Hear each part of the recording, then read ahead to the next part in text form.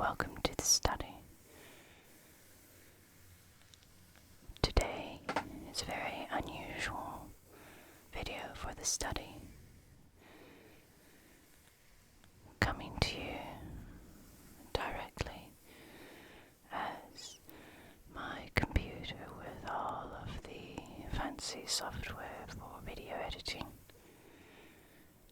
is in the shop for at least 10 days, having some hardware repaired.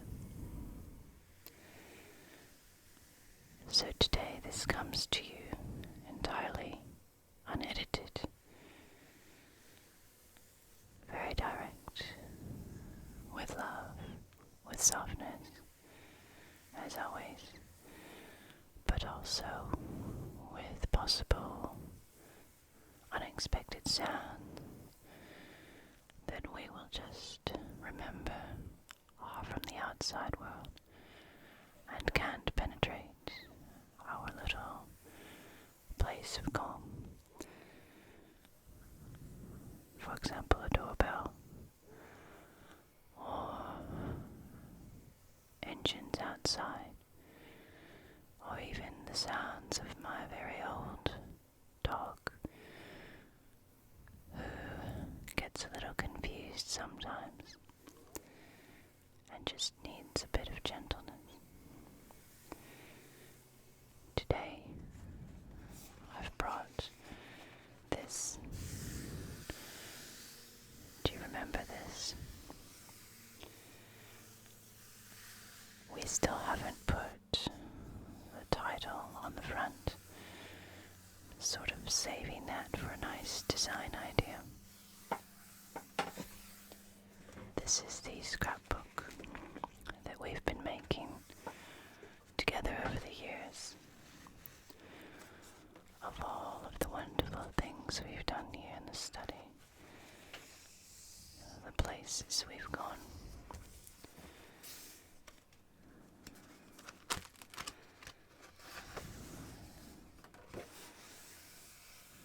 It's kind of half done. I always intended to come back and embellish these pages a bit. So today I thought we'd have a look at some of the past pages and maybe do a few things to them. But also, I've got some more things that I think together we can put into some new pages. Look at all the things we've done. We can have a look at those together. So we're going to be using all kinds of interesting things. Glue sticks and scissors. Going to be looking in some supply boxes I've got with all of the colors in them. Papers, stickers, tape. So it's sort of a long-term project that we do little bits on, bit by bit.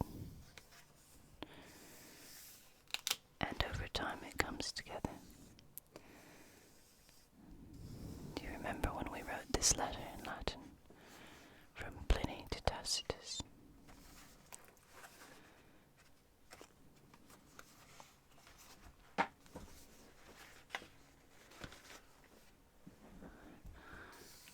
And we did a naval battle of Pulara.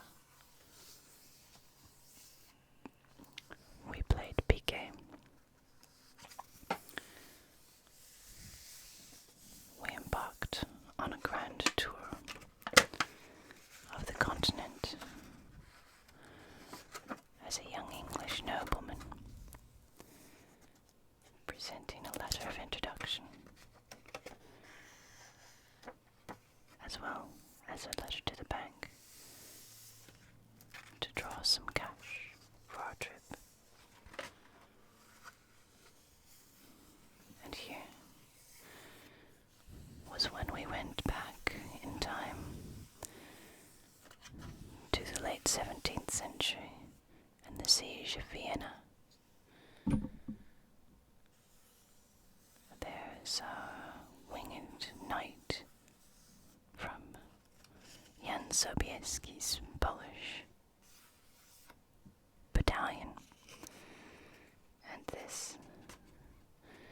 is that wonderful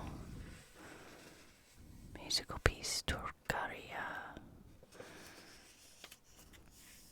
written with the influence of the Turkish scale. This one we did one Halloween with SGT and ASMR. We looked at number stations and decoded a message using a one-time pad with a number cipher.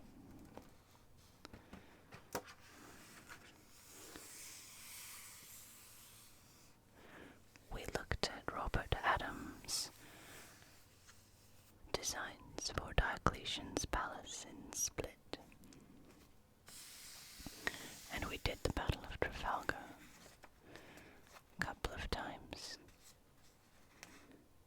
We might embellish that one a bit. I think there might be duplicates here. Sometimes we looked at Roman Britain. Here we have Londinium and the Roman walls of the old fort. The Forum, everything imposed onto the modern streets of London. And we looked at the Claudian invasion and Augustus' 20th Legion. What second was it? The Legio Augusta. The 20th was the Valeria Victrix.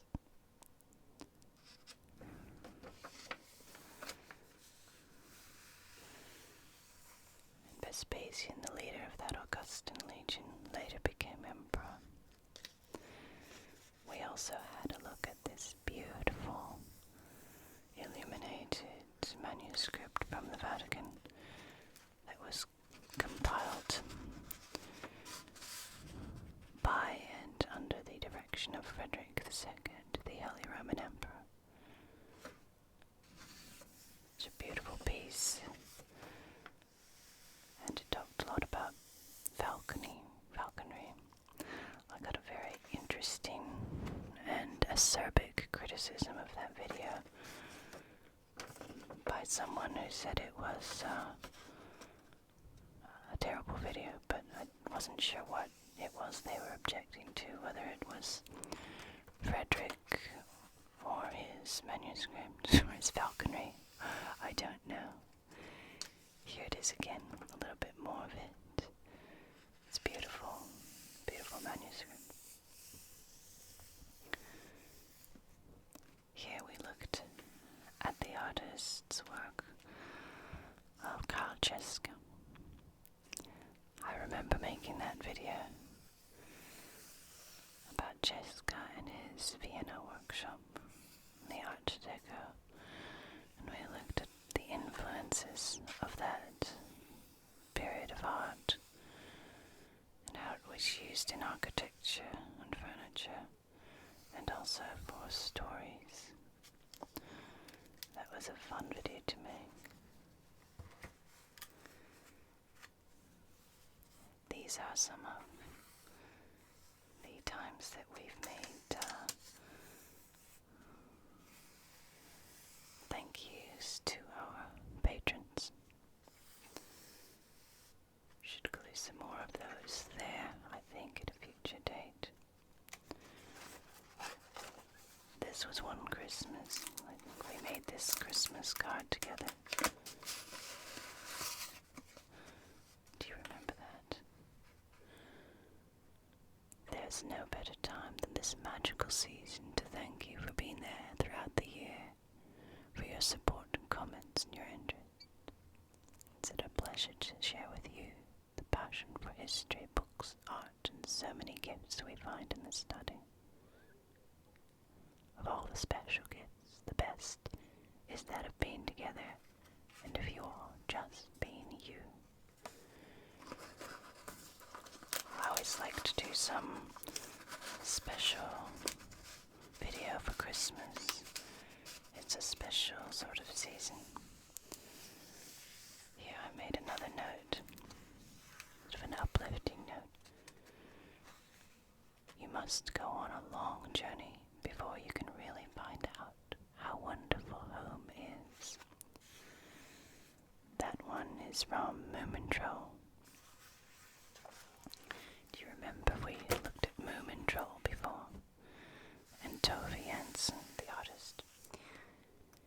Here we were looking at the Savoy Theatre and the opera Alante. We had all the cigarette cards with the main characters and performers. And we talked about how fairy lights were invented, specifically for this opera. The lights were put in the fairies' hair and the batteries on their shoulder. The Savoy being the first electrically lighted theatre in the world. Here's an illustration by Arthur Rackham, another artist we've looked into, in his beautiful Art Nouveau creations.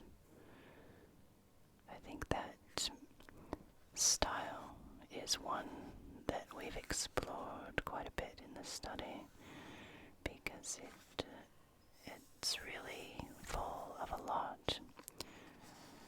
It spans a childhood going from Victorian era to the 1920s, a childhood that is full of contrasts, full of imagination, and of influences of the older generations who might have seen the Napoleonic Wars tearing through Europe, or the civil reforms and revolutions of the mid-19th century, the industrial age coming into complete domination over human life and even war, the devastation of the First World War, in so many ways, destroying those childhood dreams.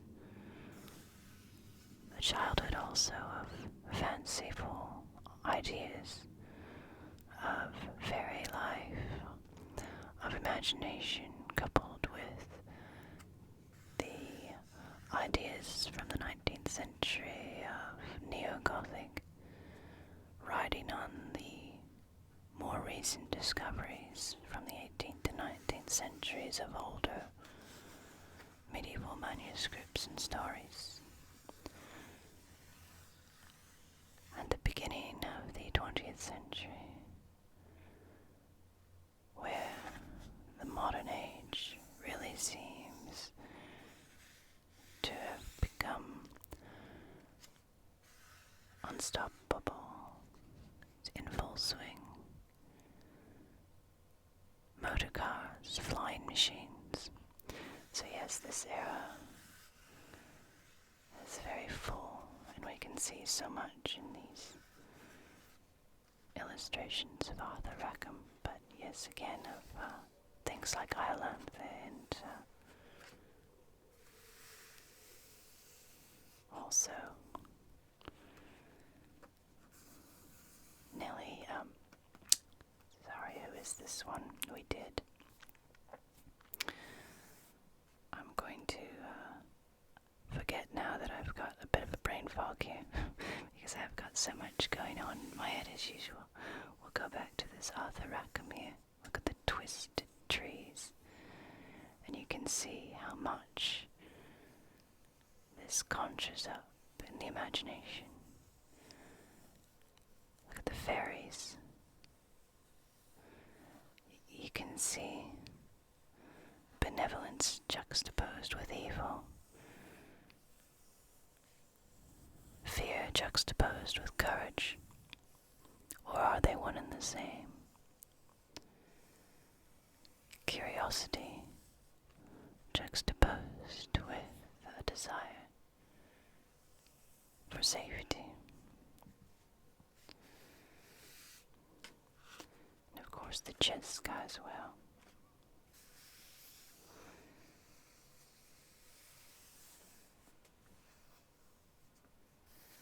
And then we had another artist video about May Gibbs, whose name momentarily had slipped my mind, with the Gumnut Babies and her darling illustrations of Australian fauna and little creatures she imagined lived there amongst the Australian wildlife. We went outside and found some flowers and painted pictures of them. And again from that strange era spanning from the 17th to the 20th century, and right in the middle we have John Barry, and we did a tour of Peter Pan's Kensington Gardens, along the Broad Walk, the Round Pond, the Serpentine, and Bird Island.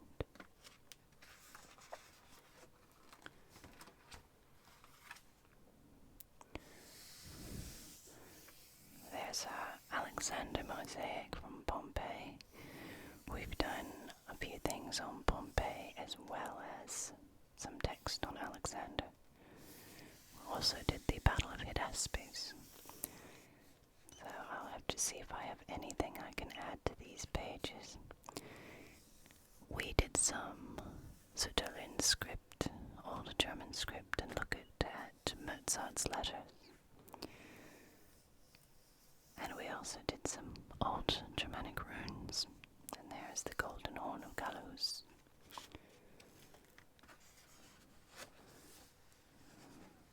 We've done a few Germanic linguistic things. Just a quick look, delve into them. Not quite so deep. We've done a lot of seaside things too.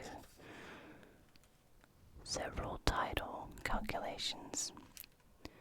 We've looked at different gulls, all of our seagulls. We've looked at different sailing vessels, and those, of course, used by Jules Verne himself, who was a keen sailor. And look at this one.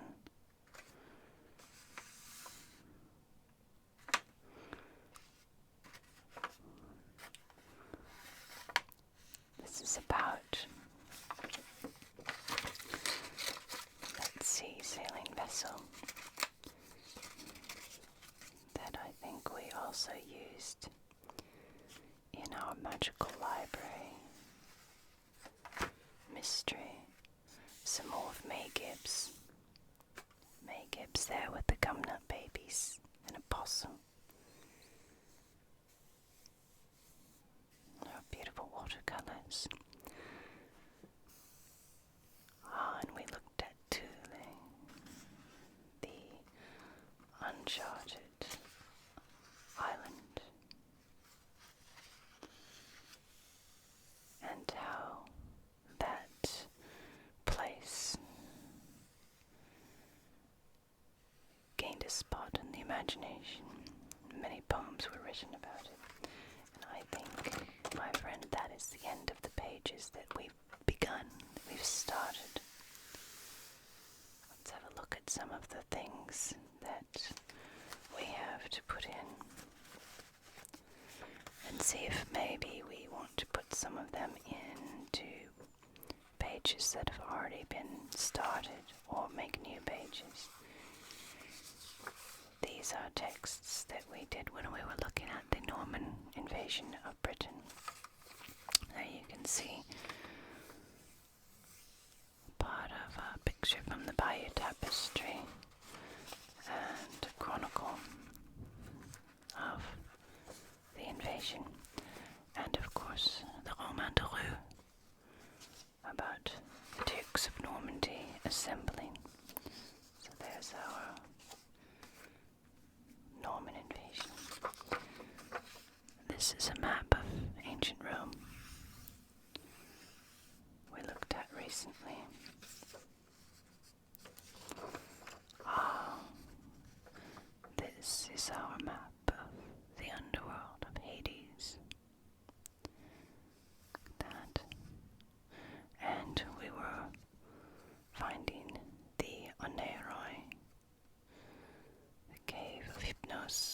his children, and where sleep lives. Hypnos. We're looking at the fairyland. I think I've got a map, one of the maps. Land of make-believe. I think those two should go together. We've looked at the London Gazette a few times. This one looks to be a battle. And I'm thinking it's 1805, so it will have to be Trafalgar. That will go with our Trafalgar page, I think. Let's see if I could easily glue it and might cut it to fit. There's more Royal Navy. We've done so much with that, haven't we? There's Cape St. Vincent battle and our Lord of the Admiralty. There he is, Earl of St. Vincent. Became Admiral. John Jarvis. Might leave those because they're so thick. Unless we do Cape St. Vincent. Of course, there's Nelson himself. Could put him with Trafalgar. We'll save Jarvis, old Jarvie, in case we find more of our St. Vincent battle, which we might do here. 1794. Admiral Earl Howe.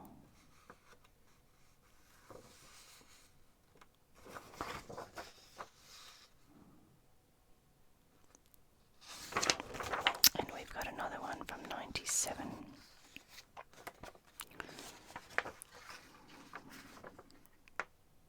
Lagos Bay, Oporto. This one goes with Jarvis there. And this one's from the Victory.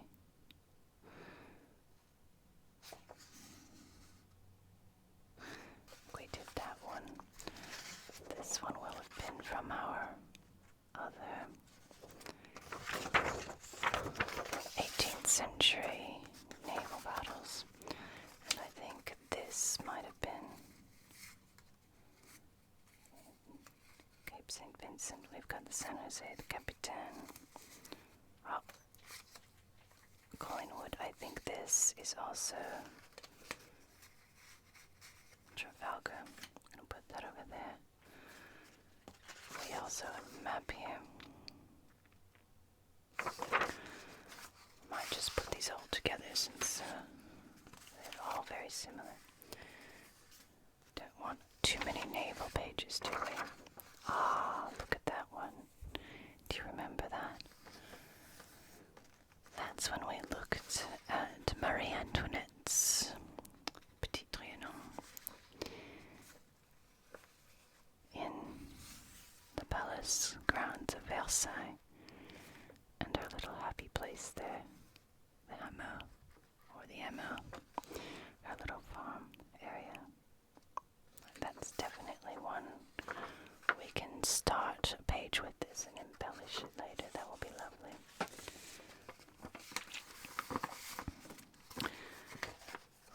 This is from our 18th century.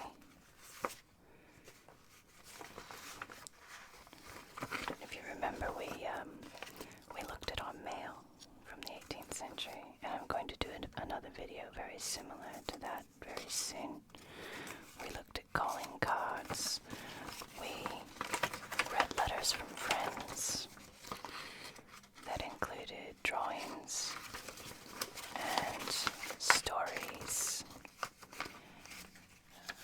accounts of the theatre in London, even some with bits of music, talking about performances. have to be very creative on how I stick that into our scrapbook. This one. I don't know if you remember that one we did on one winter solstice. We talked about Erla's Wild Hunt. That was one of my favorite videos. I'm going to save this one for later because I want to get some more material to make a good page out of that one. I'm just going to put it in the later pile. More boats and ships. We've used these a few times when we talked about exploration, when we looked at Vanikoro and the fate of La Perouse's journey. Here's some more falconry. Wonder if we could cut some of these out and add them to the falconry page. I think so, that would be good. This one is another video that I remember us doing. It was so much fun. I loved it. This is Brittany, and we did a few videos about that. We did ones about the standing stones at Karnak and all of the megalithic sites on Brittany. We talked about the enchanted forest of Brocéliande. And we read some Arthurian literature by Chrétien de Troyes that talked about some of these mysterious adventures of knights in Brocéliande. This one again, I think I should save and find some more material to go with that. So put that in the later one. There is our soldier. We drew a picture of him with his ballerina, his beloved ballerina. That was the soldier that came with only one leg. The Hans Christian Andersen. I'm sure we can put him somewhere. Piece of scrap paper. Bit of music. We looked at this piece from the pianist Edouard Malloy. And this, we did this when we were looking at the life of the composer Camille Saint-Saëns. And you might recognize this as his Egyptian concerto. It's a beautiful one. Might put that in something as well. A few larger things. First we'll have a look at this smaller one. This is one of the maps that we made of the Abbey of Redwall when we were doing our Redwall. I think that's worth a page, but we need some more to put with that, so I'm going to put it in the later pile. And here we have Bulbasaur that we painted together as a celebration of 1,000 subscribers when I finally got a community tab on the channel. I wasn't sure whether I should cut this up and paste Bulbasaur in there or put him like that. Same with this one. This one had a few mistakes in it because I was interrupted mid-video to go and take care of something in the garden, I remember. And I came back and I accidentally wrote the same line twice.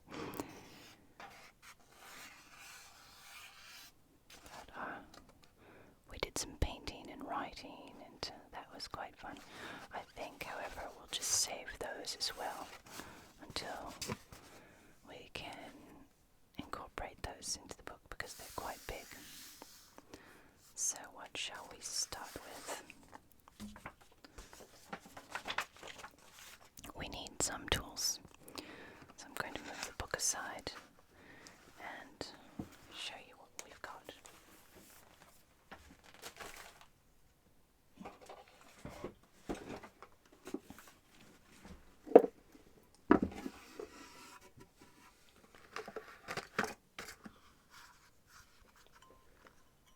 That looks like it punches things out in the shape of a heart.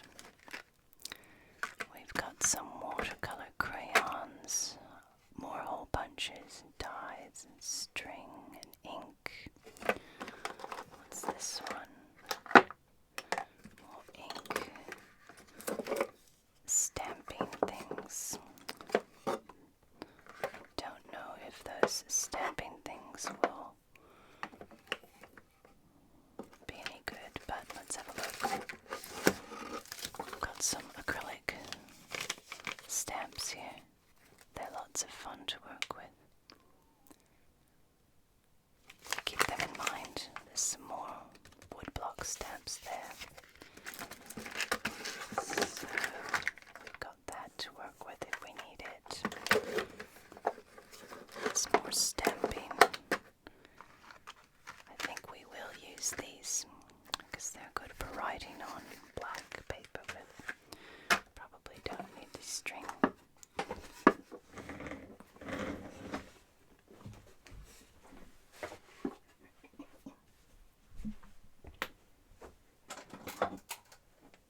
Got some more.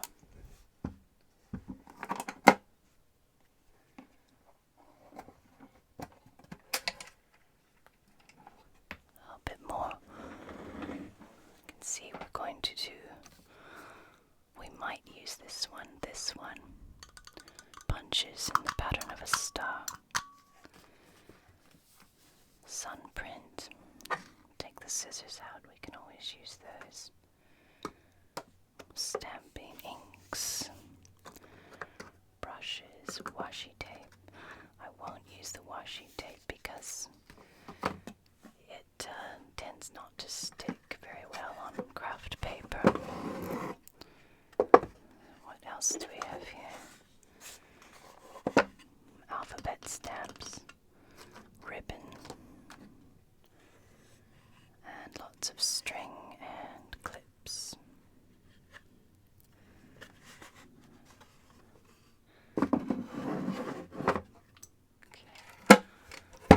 Got a few more. Let's have a look and some more.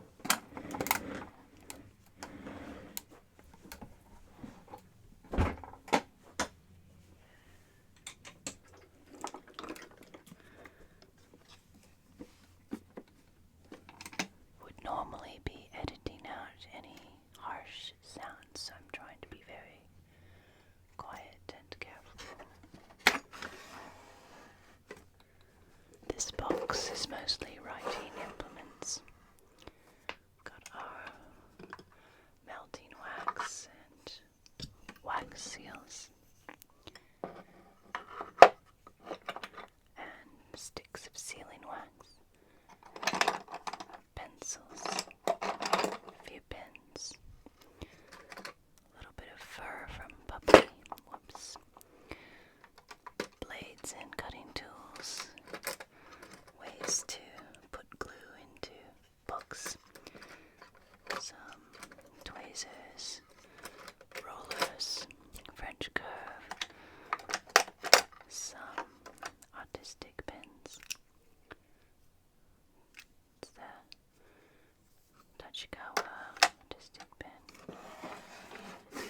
We've got some nibs, ink, and letter sealing tools.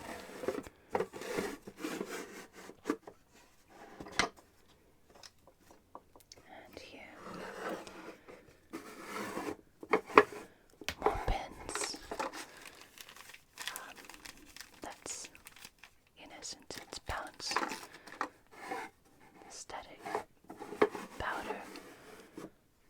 Used to be made from cuttlefish. There's a click, sorry about that. Let's see what else we've got. Wax, crayons, and compass.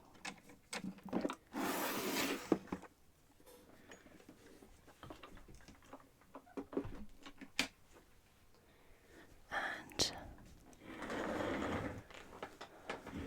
I'm afraid my limited scrapbooking supplies are going to be those, plus a glue stick. I've got one piece of pretty paper,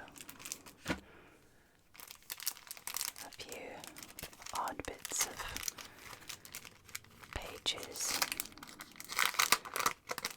that I picked up from someone's discarded scrapbooking supplies. Not sure they'll be very useful. They look to be just printouts of old books or accounts or something, made to look like authentic pages. I'm not sure if they'll be useful, but I'll keep them just in case.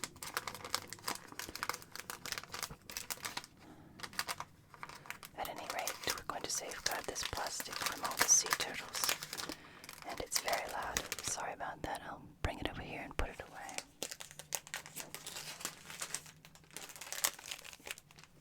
I've got some more sort of odd little things. These are postcards. They're actual postcards with pictures of the backs of other postcards, which is really a bit funny.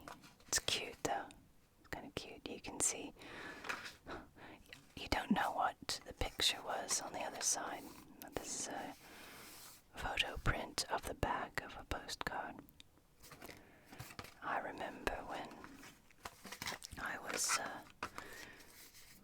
young and I used to go to antique shops or just little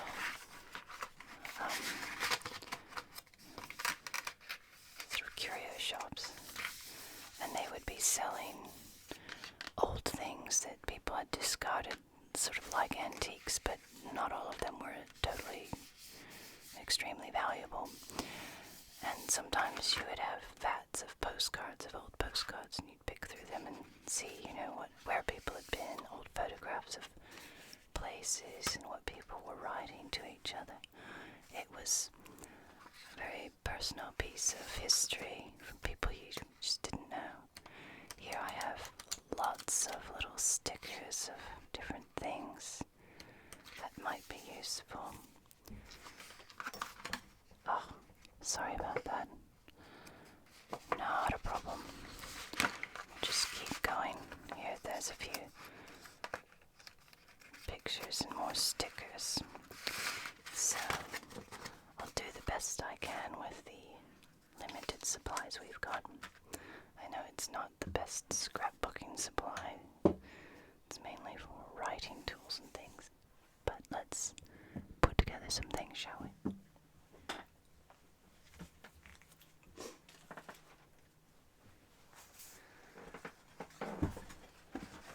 And I do apologize for my terribly squeaky chair. It's infernal noise. And I'm also in a very old 17th century cottage, so the floor is not what we would call solid, so every time I move over here, the tripod that the camera is sitting on also moves because the floorboards do that sort of thing. So it's a bit exciting, but hopefully not inducing too much seasickness. Now, I think we'll start by just embellishing some of the pages we already have. We might be able to embellish this grand tour section.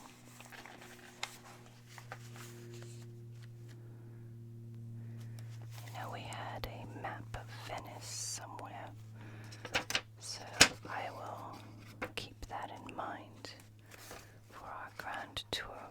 We've got some more. These are from our 18th century. I think we'll make a page from that.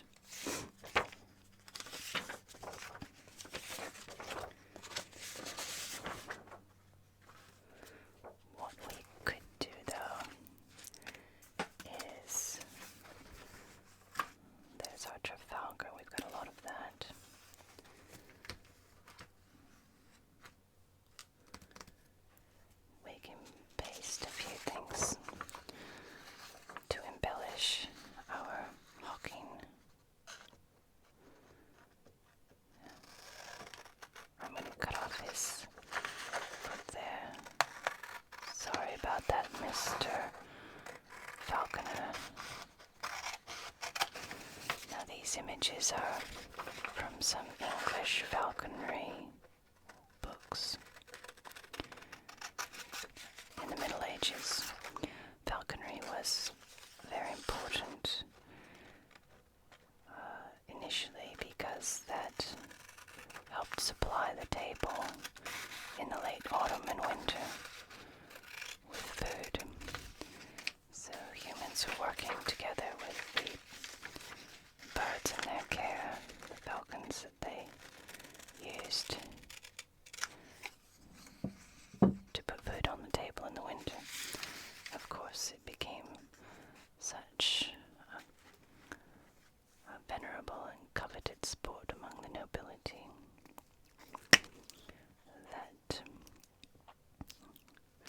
eventually the nobility had exclusive rights to it, as they did to hunting, to preserve the availability of food, because it was very difficult for people in Europe, even all the way back to prehistory, but in the Great Migration era, they were running from invaders. Their homes could be taken from them, their livelihood, their food. So it was essential that this feudal system helped each level of society look after the other, because they all were needed to survive. Falconry was part of that. Look at that. Let's see. I'm going to cut that.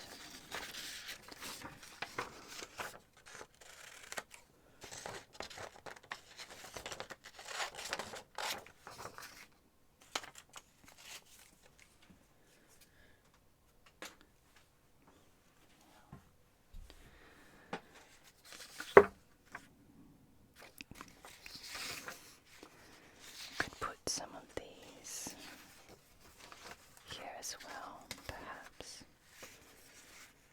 That might be kind of nice because it would give us a little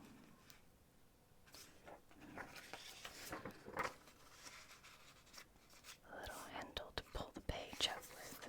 I think that would be kind of nice. Cut that around there.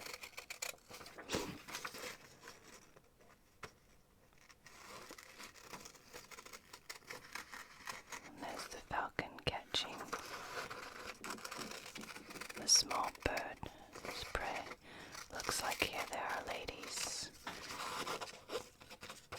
who are engaging in the sport. And here I say sport because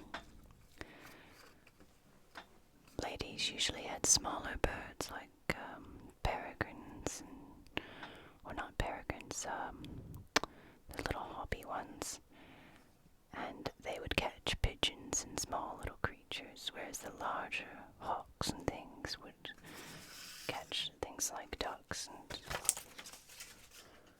rabbits, something for the table. The ladies got in on the sport and used the smaller birds. So I think I'm going to put that there, which allows us to pull up the page with that.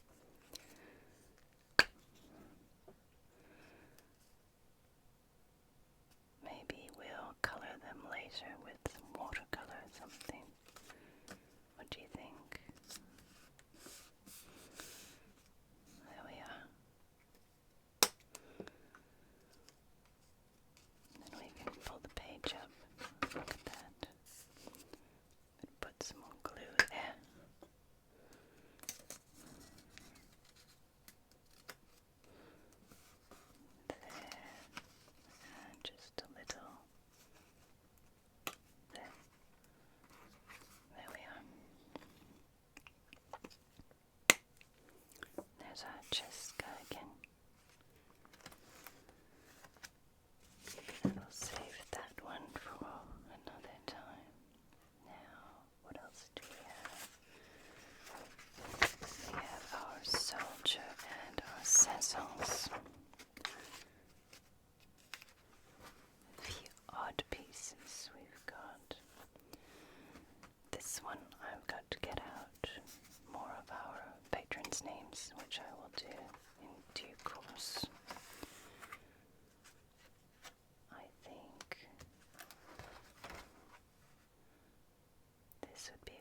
use for the saisons. So we were talking about that era of fairies and industry and modern world meets imagination. I think both of these things would be good here. So I'm going to cut out our little tin soldier. Remember that story? I think we did it about last year at this time. Cut it in. I'll get in more detailed. Let's try that first.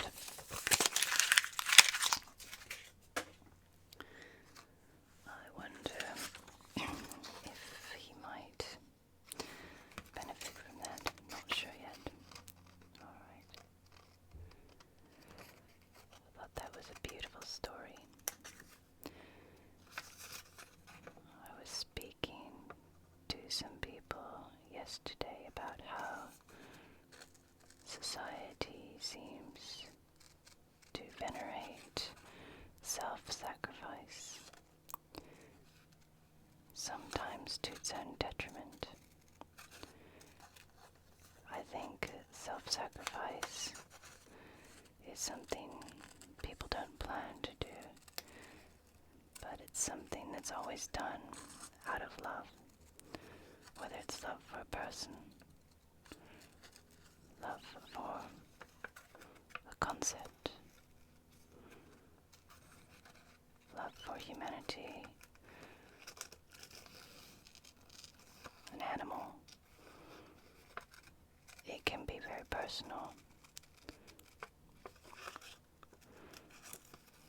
And very interesting idea how society does that.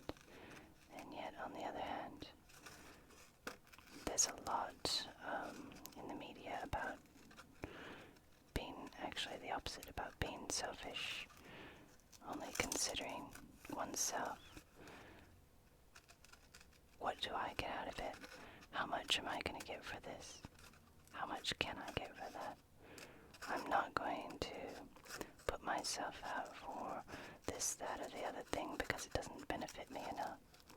So it's human nature being very, very contradictory. And I think that's one of the conundrums about being human, is we aren't perfect. We have very contradictory characteristics. And we're trying always to reconcile those. And it never works very easily. So I might just put him there. Let's do that.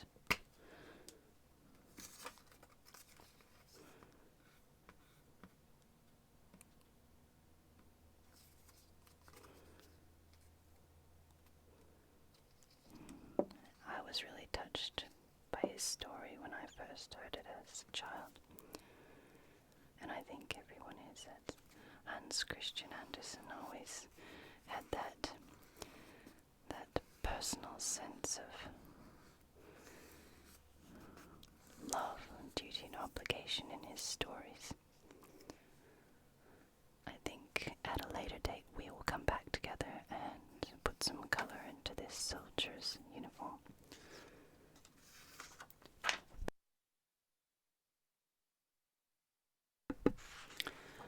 And going on to embellish our lovely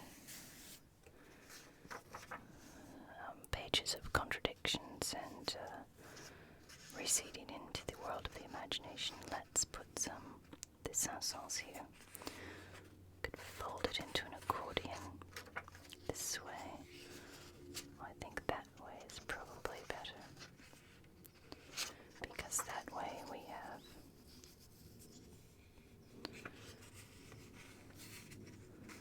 the descensons visible. So let's fold it into thirds. I'm going to start there.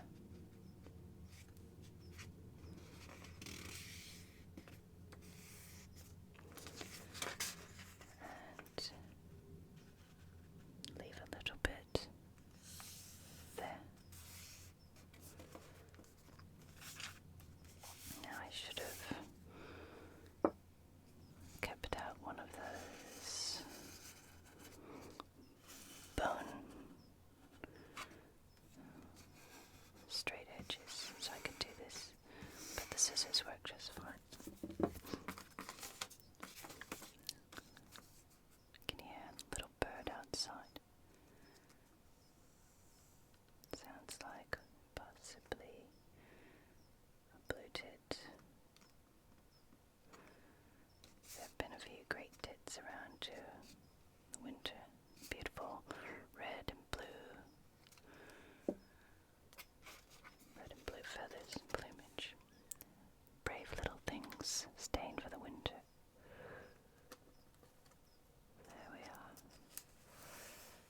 loves our Saint-Saëns.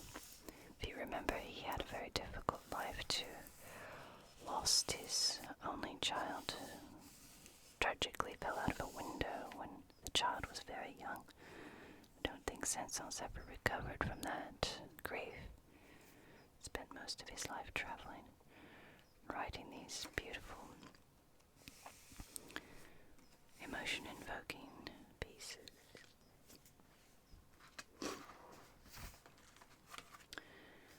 Now I've got some more for Alexander, but I'll have to get that at a later date as well. And there's our sea. We had some sailboats, I think, that might be good to put there. Let's see if I can. Why don't we put a few of these around? Do we have space? We might do.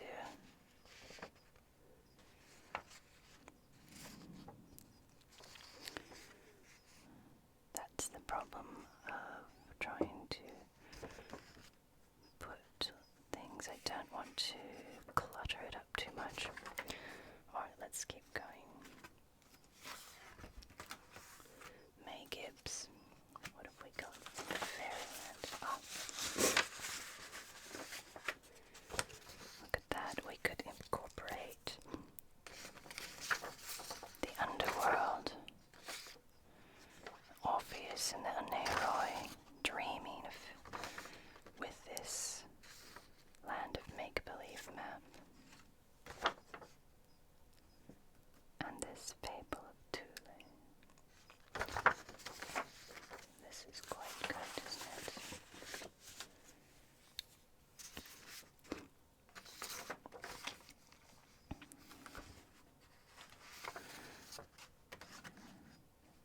I suppose I didn't plan ahead when I put that May Gibbs there.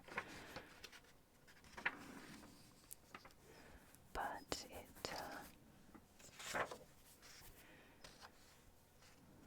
we've got our plants there too. I think let's use these as well. I'm going to write May Gibbs there in blue to match these gumnut babies.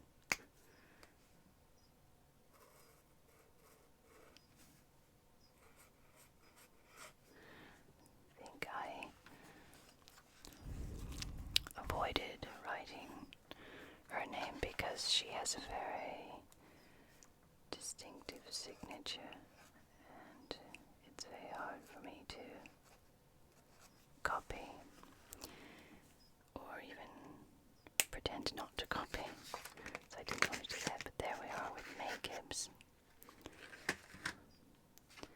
And somehow I just feel that we need to include this map of fairyland here. I just have to figure the best way to fold it. I think this corner would be good. So if I put it like that, that would be very nice. And we can still see Possum's head. Right, just about there.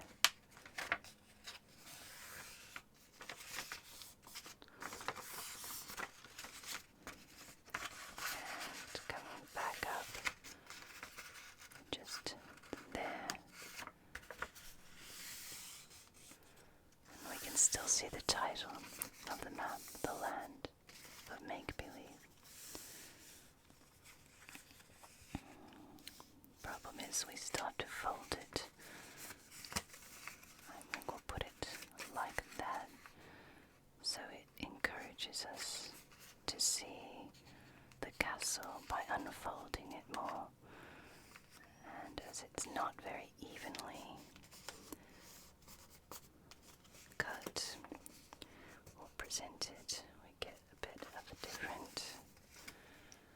Alright, so I'm going to use the scissors here, hopefully not destroy the printed ink.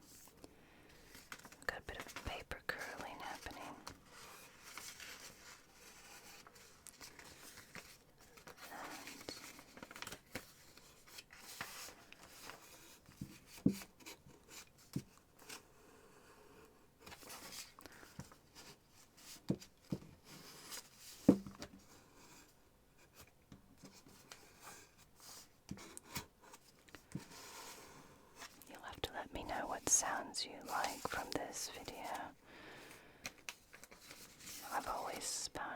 sounds very relaxing.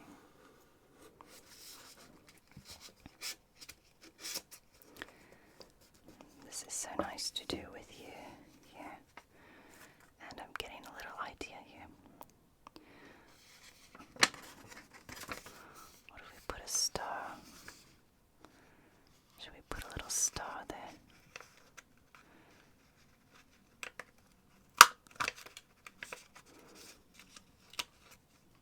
Look at that. I don't know why I like that. It's kind of neat. Alright, let's glue that in with our sticky glue.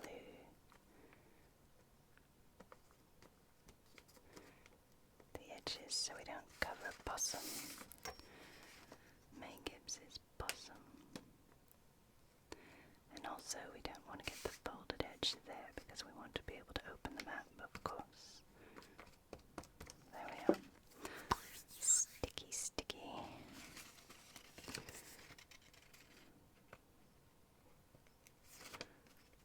There we are. So,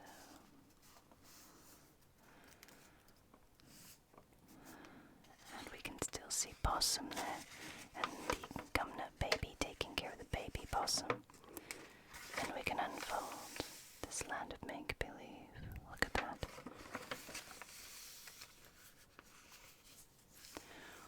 Almost want to put a little ribbon tie there with our string. Wouldn't that be cool? I would love that. Let's see, what did I do with all of those strings? Let me find one.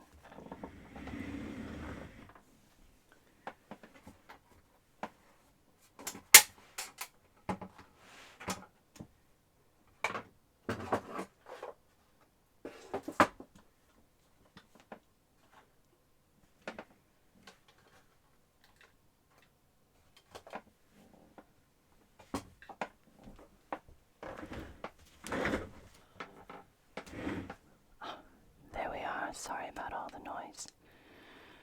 Look, I found this one. This piece of string here. And it's already got knots tied in the end so it doesn't unravel.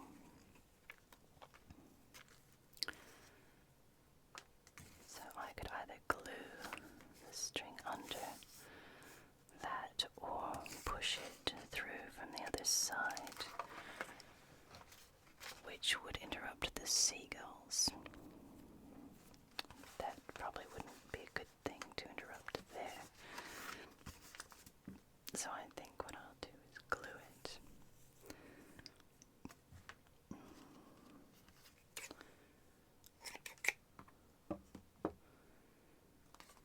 I'll lift that up just slightly and put loads of glue there.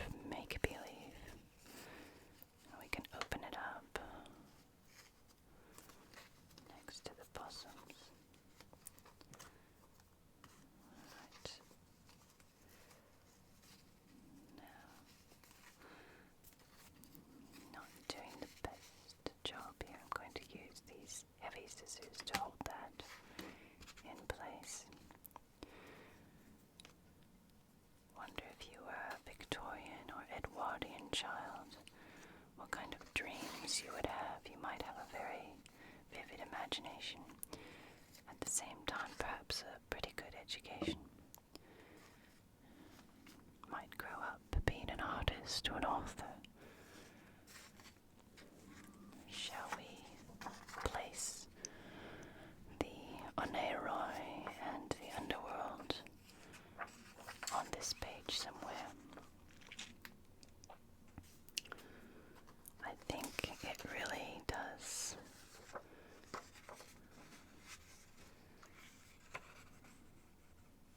remind me of Thule. It's one of those places. What if I stuck it there? And like that. That way you could see a bit of the text. And you could also fold it out and see the rest of the text. There we are. So you have hints of things that you know you can unfold and see all of if you want. So let's do that. Where am I going to stick that? Just there, I think. Good. And we can still read our Ovid about the Oneiroi and Hypnos, or Somnos, the god of sleep. And not to forget Morpheus, the god of dreams. There we are.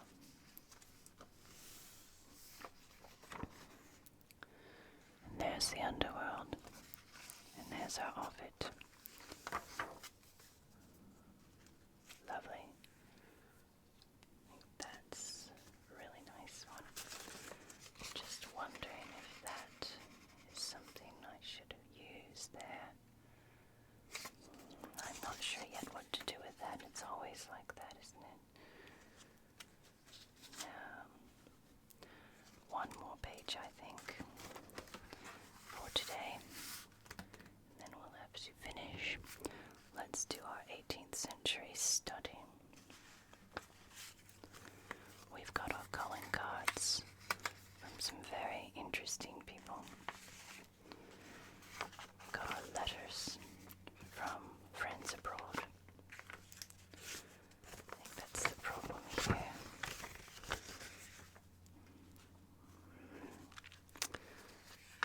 That's tough, isn't it?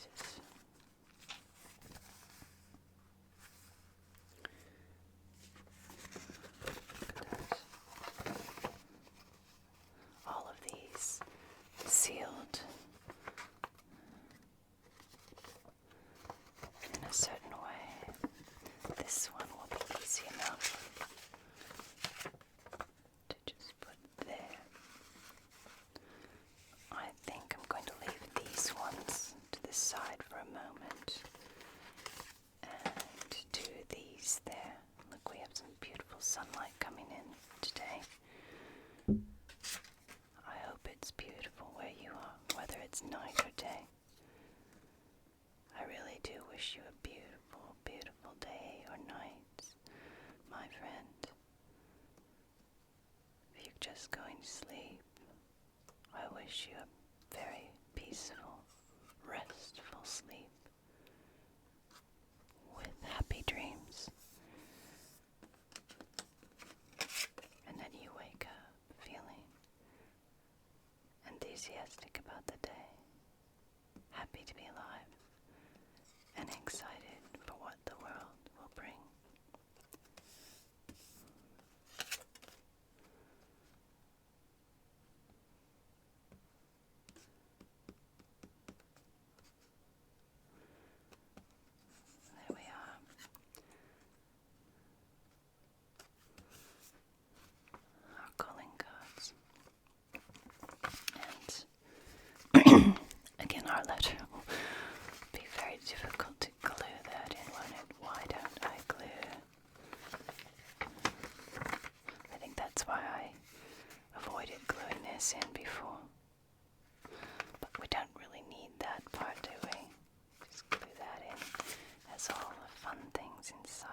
might put the other letters inside it as well. So there we are.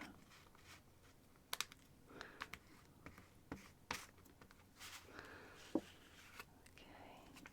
let's put it there. And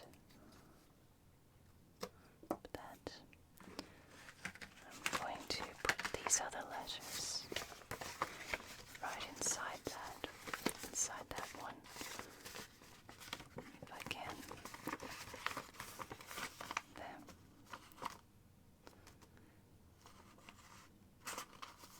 And I'm going to write, look at this sort of bronze color, or red. The red's not very nice in these markers, so I'm going to try to use this one.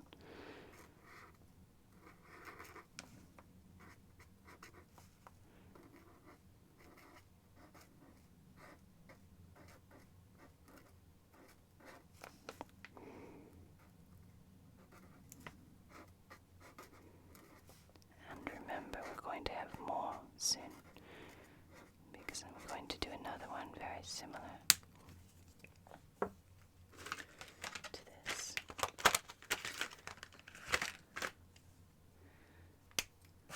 Maybe we'll do some embellishment here.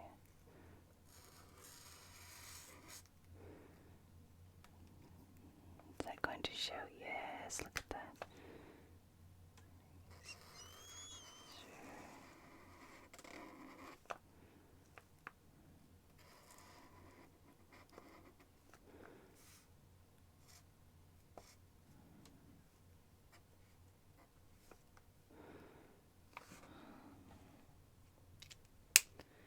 In my little inexpert way, little embellishments there. And I would love to put one last thing in before we close for the day, and that's this plan of Versailles that I just love reminding about that video, and poor Marie Antoinette. We did a few videos about Marie Antoinette, one about that diamond necklace affair. That was a fun video about charlatans and the Count of Cagliostro. I think I found one of his letters in our study archives. And we also did this one about her little farm, Ameur de la Reine.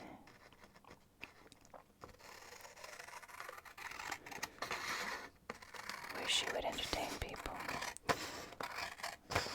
Being Austrian, I don't think she was quite as extravagant or given to extravagance as the French public at the time were given to believe. I think we'll do an accordion fold there. Maps are always good in accordions. Let's take it most of the way, like that.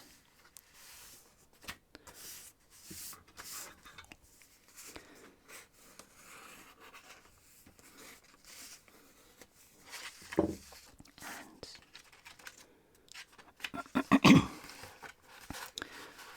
one more fold up.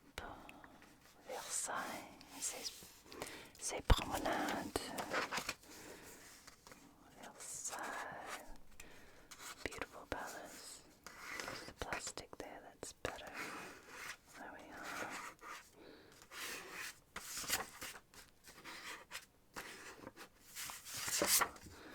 And time for sticky glue.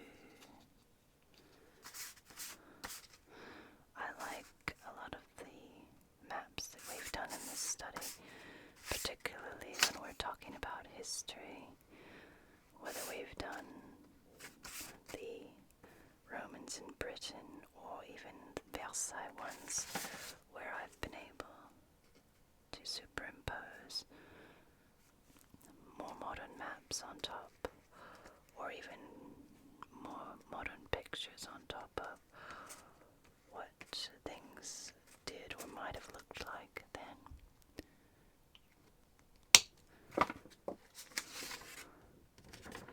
It really helps one to get a feel for what was there before and what changes have been made and how things look now.